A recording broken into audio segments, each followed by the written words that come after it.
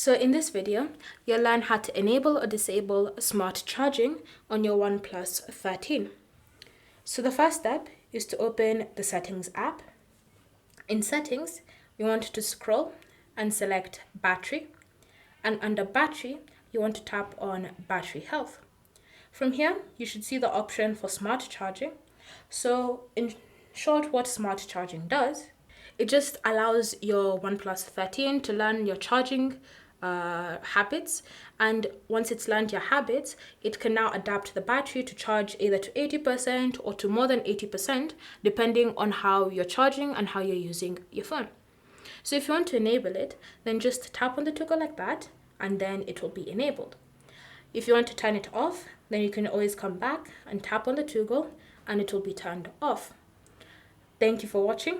If you have any questions or comments, leave them down below and they'll get back to you.